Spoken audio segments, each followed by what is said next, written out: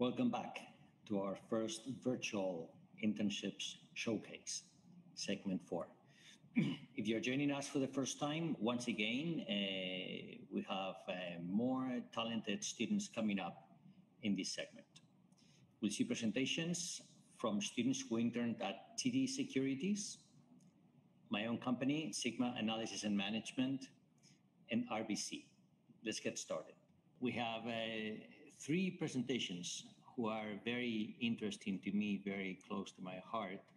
All 3 students interned at my company, Sigma Analysis and Management.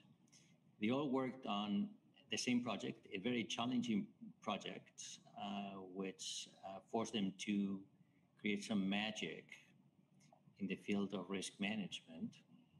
And we challenged them to come up with 3 different presentations. So first to present is Yuanliufang Grace Zhao, who worked as a quantitative analyst at Sigma Analysis. Please welcome Yuanliufang. Hi, Luis. Can you see my screen? I can see your screen. Okay, yeah, good. Good afternoon, everyone. My name is Yuanliufang. I worked as a quantitative analyst at Sigma Analysis and Management during the internship. Today, I'm going to present my internship summary at Sigma. It will include the company introduction, job functions, key deliverables, and a quick summary. First, the Sigma is a pioneer in the managed account investing, risk management, and smart risk analytics. And in my daily job functions are using Bloomberg to collect, aggregate, and prepare data sets, analyze data sets, and propose potential applications of data, and also minimizing the financial risk by analyzing the performance of data, like returns, P&L attributions of a portfolio consisting of the equities and other derivative products. And also, I utilized Python to produce VAR and stress testing analysis across asset classes, risk factors, and model. Today, I'm going to focus on the main risk projects that we have completed during the internship. So first, I will give you a quick background of our risk project. The background is the Sigma's client wanted the VAR of a credit hedge fund which was only 6 months old. So the primary technical hurdle is a limited return time series.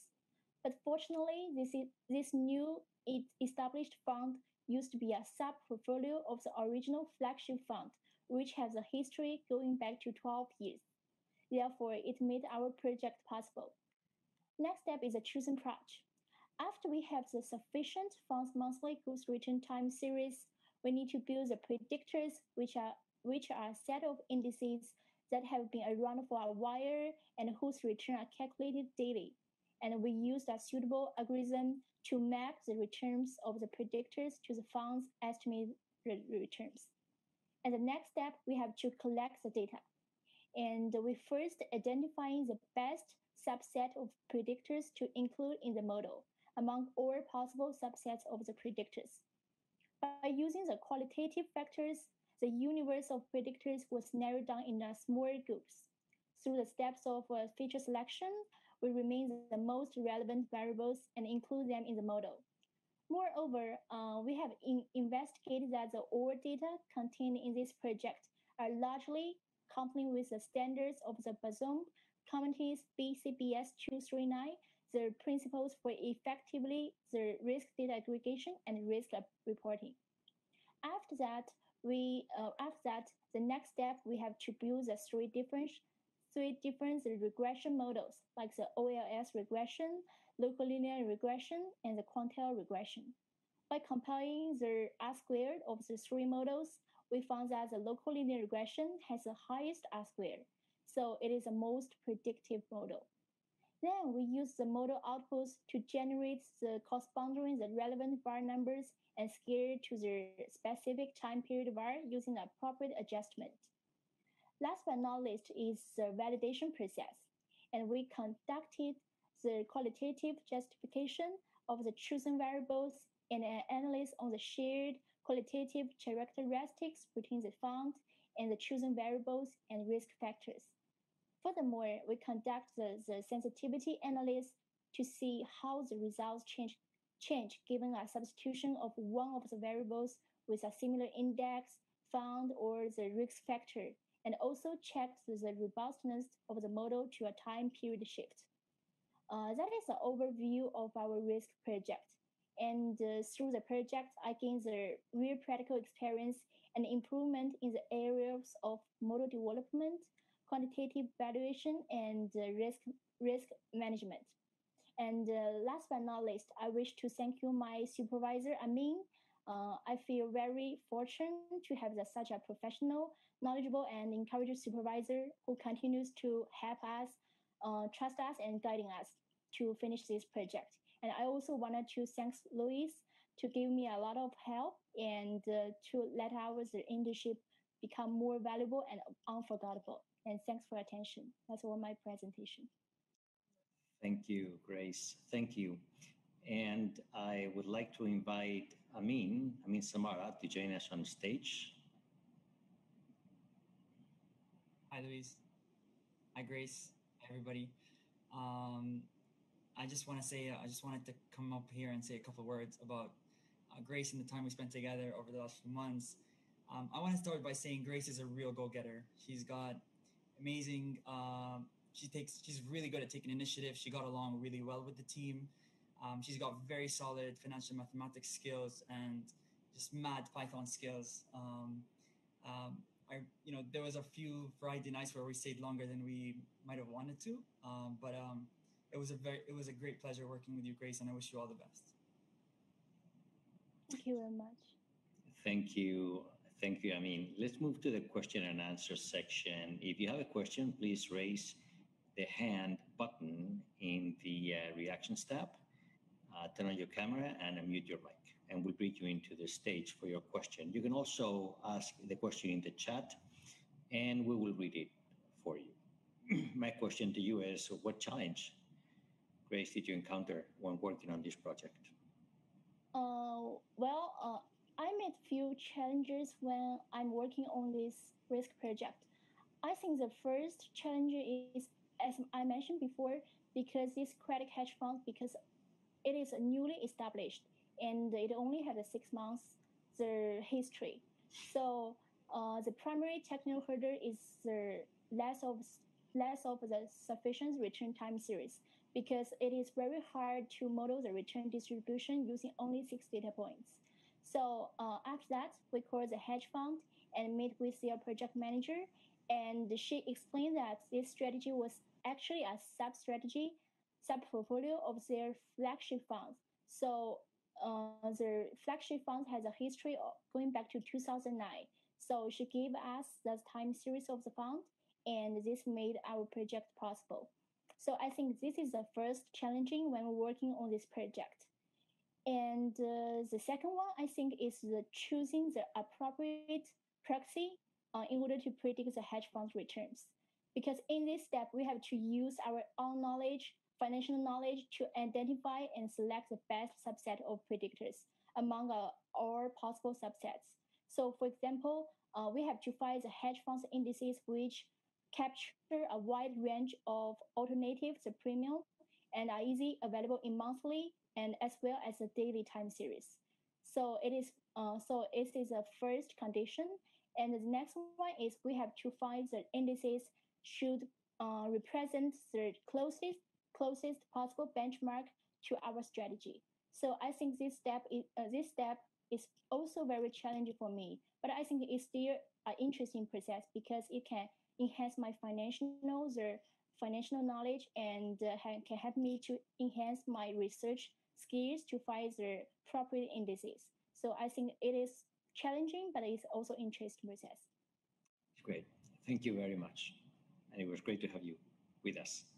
Thank you. Next up is Scarlett Liu Xin, and also at Sigma Analysis, also as a quantitative analyst. Please welcome Scarlett. Hi, everyone. Good afternoon. Today, I'm going to present the key outcome from the work I performed during my internship. I work as a quantitative analyst at Sigma Analysis and Management Limited Corporation this winter from January to April. I really appreciate for this opportunity. During this 4 month, I got to do and learn so many new things in the area of quantitative finance, especially on risk management. I would like to share one of the main projects I was in charge of, which is the value at risk analysis on several regression models to Hamburg Commercial Bank. First of all, we got to know what exactly the client wants. Our client is invested in a structured credit hedge fund that has limited historical performance figures. The client wishes to obtain value at risk numbers for regulatory purpose, as the VAR number has been authorized for determining market risk capital requirements by international banking authorities. The primary technical hurdle is the absence of a sufficiently large return time series for the fund.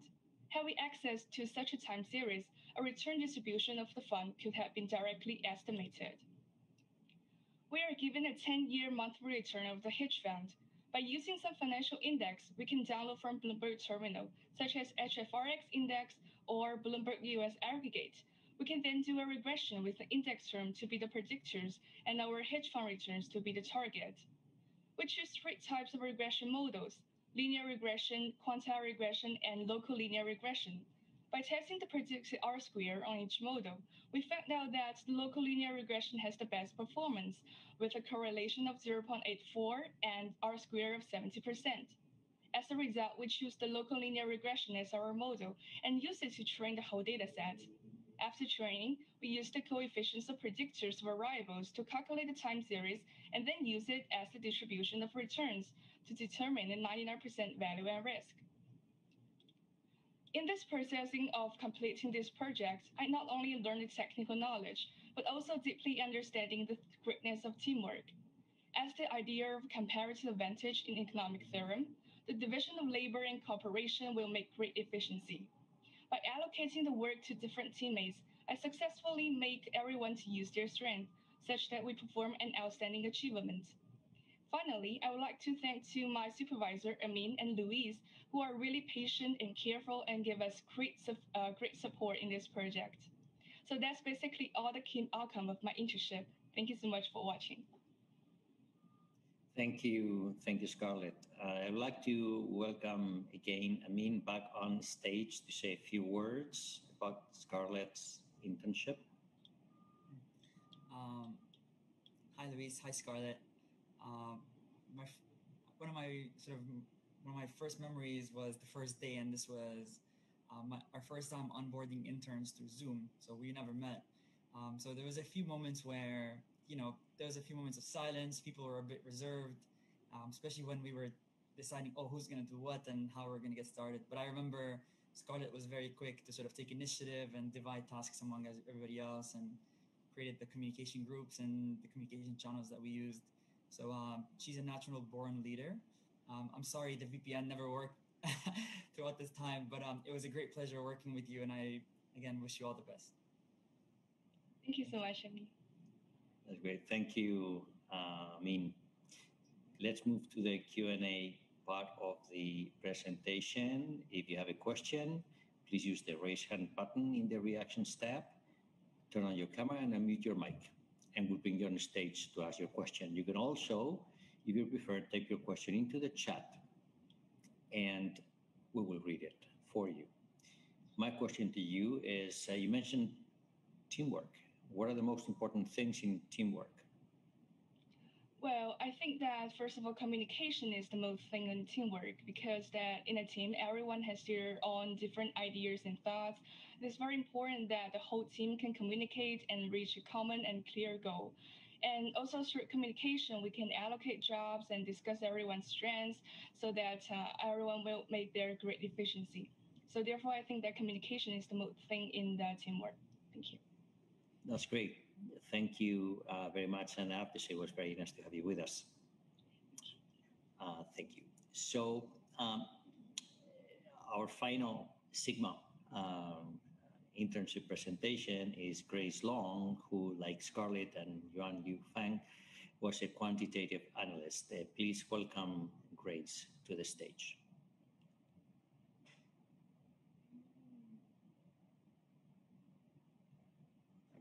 Hi, everyone. Just keep waiting.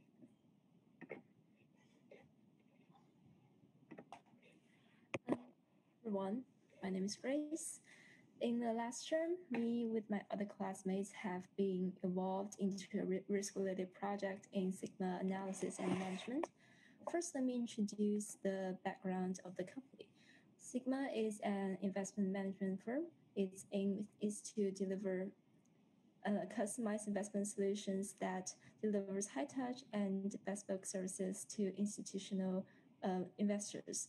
It offers several services such as managed account platforms, investment analysis, and risk management, and etc. So in this project, the client has invested in a structured credit fund. The client requires the VaR and other risk factors to regulatory purpose as VaR has been used to determine the market risk capital requirement through the market risk amendment to the Basel Accord.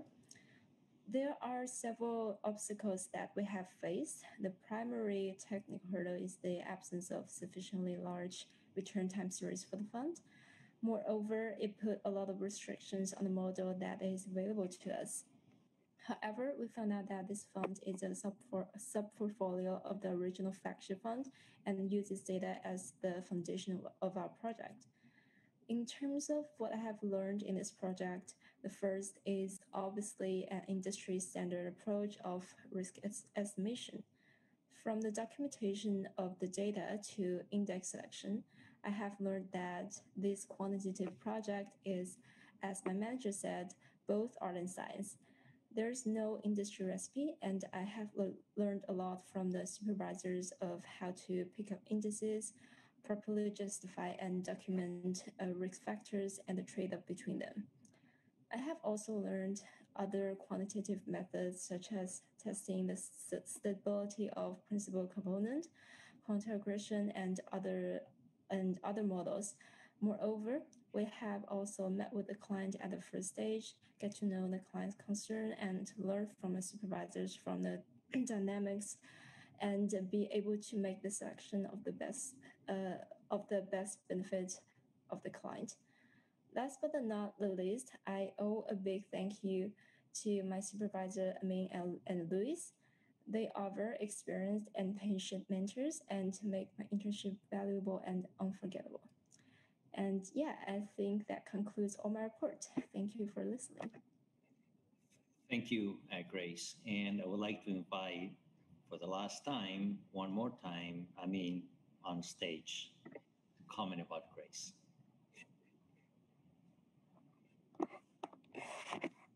Hi, Luis. Hi, Grace. Grace has such a calm demeanor when communicating. She was very easygoing, and it was honestly a pleasure. But more than that, I want to say that she really exceeded expectations in terms of sort of working individually and sourcing code. I remember she single-handedly took out or handled our quantile regression problem. And I remember seeing the plots that she made in R. I asked her to replace all the plots that I made in Python with her plots. So we were all very impressed with that. And again, also, Grace, thank you so much for spending time with us at Sigma. You'll be missed, and I wish you all the best. Thank you. Thank you, Min. Thank you. And yeah, my gratitude to you for spending time with us too. It was great to have you with us. Let's move to the Q&A part of the presentation. If you have a question, use the raise hand button in the reactions tab. Turn on your camera and unmute your mic, and we'll bring you on stage for your question. You can also type your question into the chat, and we'll read it for you. My question to you, Grace, is how is this project different from any other risk project that you may have done in class or academically? Well, I would say that this project is more real in the sense that it requires a higher standard for documentation clarity in terms of a report, even a draft. Not only this, aesthetics and ergonomics have much a larger part to play in that. Also, I think that in school, the requirements for the project are very well defined before we start. However, in my experience, we have to interact a lot with people, especially clients, to get the requirement and go through a prototyping process before understanding the project details. And there is a really big variation between a professor acting a client and having an actual client. Every decision we made had to be purposeful, and be tailored to meet the client's need. Yeah, and in a real project, the strategy that is available to us is no more restricted than that of a school project. We have the obligation to search for the best suitable model in the universe, and it requires much more time devoting to researching instead of actually implementing. Yeah, and I think there are much more than what I have said before, but frankly speaking, these are the key points. Also, the major takeaways from this internship experience. Okay, very nice. So thank you. Thank you for the presentation, for the internship, and for your contribution. Next up will be Will Zhao. He's the first of two students who did an internship at RBC. Will was a risk analyst in the market risk group, part of the group risk management department at RBC. Join me in welcoming Will Zhao.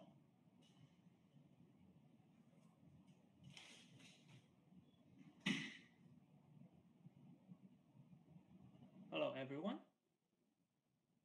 Can you hear me all right? Hello, everyone. My name is Will. It's my pleasure to share my internship experience at RBC as a risk analyst for the commodity team. My daily routine is to run some of the risk reports, monitoring the risk trend, and investigate the causes if there's any anomaly or breaches. As the name suggests, commodity risk comes in two parts, commodity and the risk. There are four major commodity desks: agriculture, carbon, energy, and metals. Commodity market is much smaller than the stock market or the bond market, but it plays a crucial role in the economy.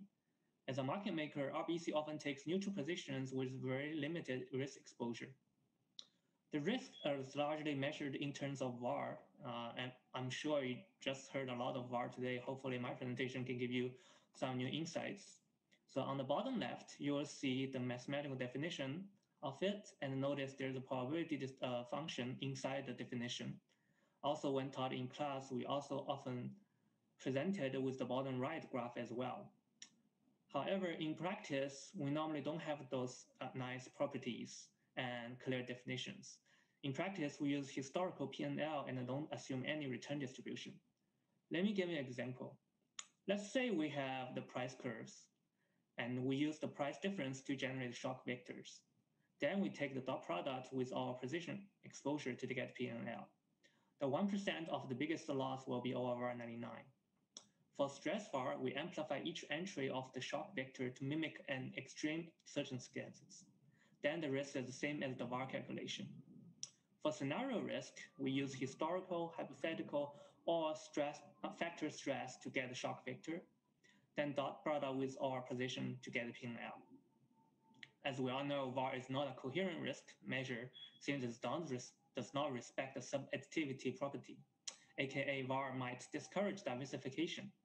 However, if the portfolio value is a linear function of assets price, which makes the loss elliptically distributed, then VAR becomes coherent. Until the desk decide to add some options, which is nonlinear derivatives, then the loss distribution often see cliffs. Here are some simulation charts. It's obvious that stress VAR is much more volatile than VAR. Also, the sum of individual VAR is larger than the total VAR. When we see a spike in the daily change of the VAR, two things could cause it, either the position vector or the shock vector. Often it's the position vector, i.e. the desk is rolling over or making new positions. If that's not the case, then we need to look at the shock vector, often the slope change being the biggest contributor. The other contributors could be level changes and curvature change. The distribution of VAR often should mostly have a mass within our predetermined monitoring level and only see very few outliers occasionally. Aside from my daily routine, I also have 3 programming projects using Python. They become very useful to the team and largely improve the work efficiency. I'm very glad that I learned a lot about the commodity risk and made an impact at RBC. Special thanks to my manager and team members. Since I work from home, the only regret might be not able to meet all the amazing people there. That's all for my presentation, and thank you. Thank you, Will. Your supervisor was Ankit Chowdhury, and this is what he had to say. Will definitely brings valuable and newer skills to the team that we find highly useful. He built an important tool for us in a very short time, and we're using it now. He also brought a fresh perspective on how to represent our data. Whenever we gave him a problem to solve, he would do so effectively and independently. So that's very nice. Thank you, Will. That was well done. We move to the Q&A part of the presentation now. If anybody has a question, please use the raise hand button in the reactions tab. Turn on your camera and unmute your mic. We'll bring you on stage for your question. You can also type it in the chat and we'll read it for you. My question to you, Will, is what do you think is the biggest advantage or disadvantage of using historical P&L to get value at risk? Well, I think the biggest advantage is that it doesn't assume the assumption is way less than model built it. So it's model free and do not assume any return distributions. The disadvantage probably being it's backward looking and we only know risk bridge when it happens. I think that's also the reason why they also use stress VAR and a scenario stress to test those data to like compensate those disadvantages. Okay. Thank you. Thank you, Will. We move now to the next and last presenter in this segment, Vicky Liu, who was a credit risk analyst, enterprise model risk in the group risk management department at RBC. Join me in welcoming Vicky Liu. Hello, everyone. Today, I'm going to share with you guys about my internship experience and my team's key responsibility, team structure, and team culture.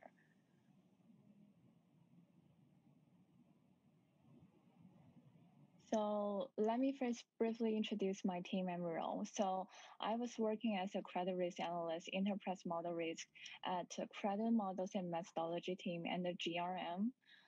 At RBC. So our team is mainly responsible for developing and maintaining the models that are in compliance with various regulatory programs, including IFRS 9, CISO, CCAR, Basel ARB, and EWST.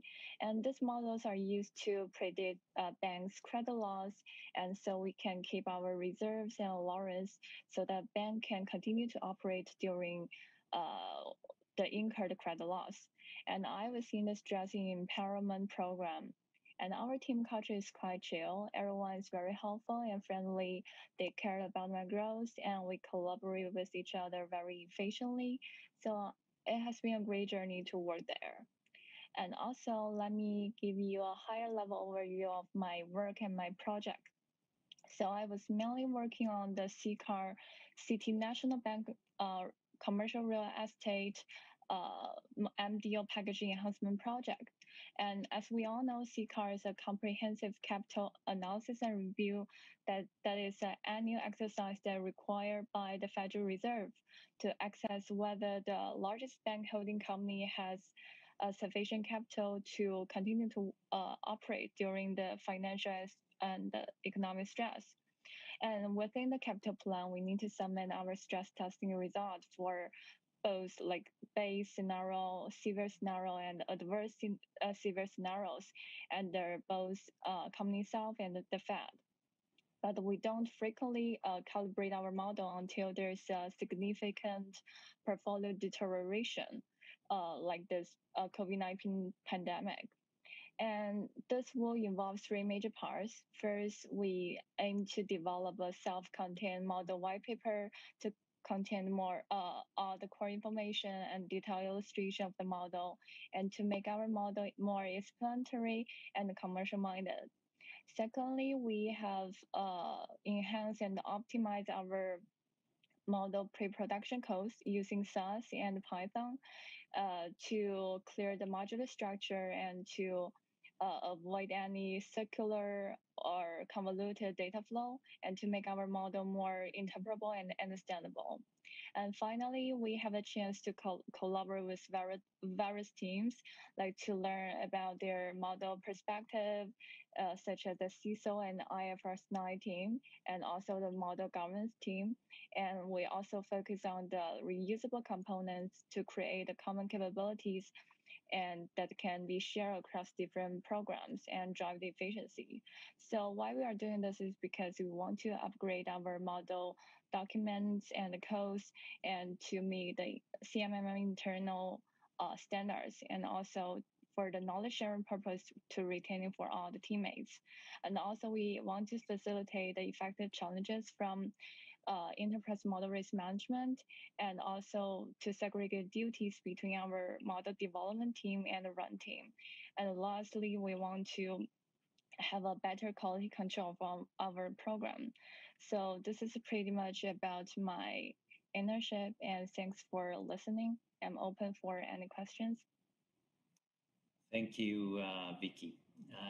Vicky's supervisor at RBC was Claire, who unfortunately Claire could not join us today, but she did share with us her feedback on Vicky's performance.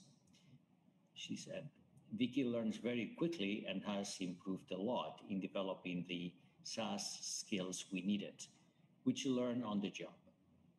She's strong on collaboration, has great ideas, which she states clearly, and she speaks well when she presents at meetings. Her MMF coursework has served her well while working in market risk, and her talents will allow her to explore many areas. We'd welcome her back if we have the chance, which is a very nice opportunity there for you. Yeah.